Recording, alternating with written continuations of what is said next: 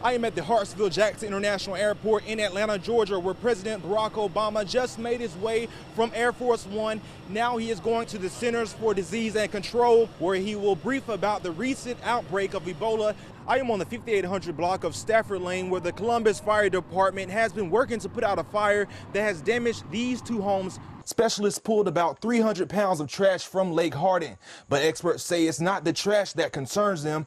From repairing cracked sidewalks to adding new park benches, the city of Troy hopes this new federal grant will improve the entire downtown area.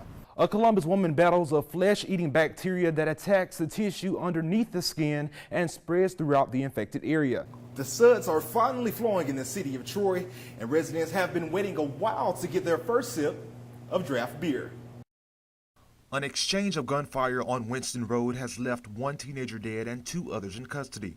Police blocked off the intersection of Winston Road Thursday night when they found a wrecked vehicle and inside the body of 16-year-old Christopher Jones. Neighbors say the car that the victim was driving ended up crashing into this ditch, damaging this entire area. Dennis Gibbons, a resident of the area, lives just across the street from where Jones was shot to death. He says moments after walking into his home, he then heard a loud crash outside.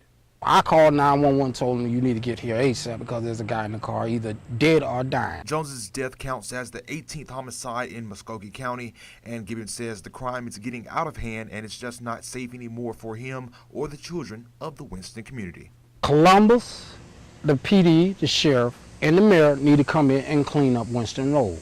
This place isn't safe for the kids here. Through the 7 months that I live over here, I have heard numerous, and I lost count on how many times gunshots and sound off over here.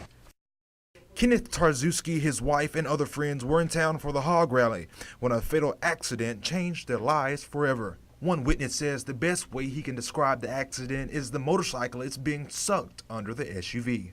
Light was red, slowing down, and I didn't see the lady impact the motorcycle. I did see the motorcycle fall and slide a little bit on its own, and then right off the bat, I saw the driver underneath the car.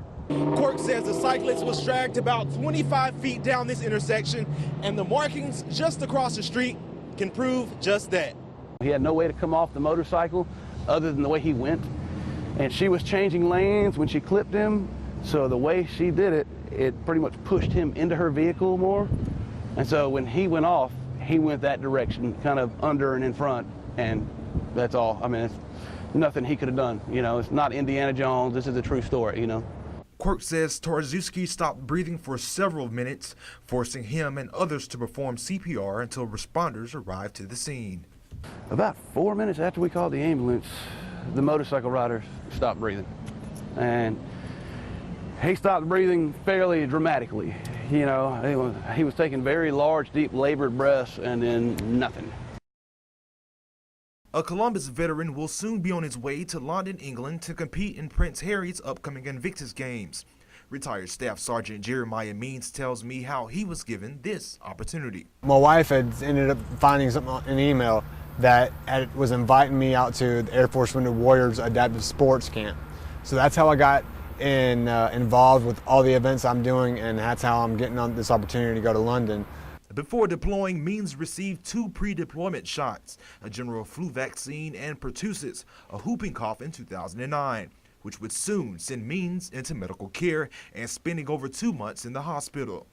Doctors then diagnosed Jeremiah with ADEM, but Means says this downfall only makes him stronger as he is more than excited to compete against wounded warriors in over 13 countries. Something about it just sparked a nerve in me. I hadn't really done much working out since my injury had first occurred, and something about that crank and that motion and doing all the laps, those miles, really kind of made your arms feel something different. Means says although the disease has affected his life, he lives to perform a bigger purpose, and that is to tell people about Christ. Well, I just want to be an example. You know, honestly, this morning I went and talked to one of my pastors that I speak with once a week, and he asked me the exact same question.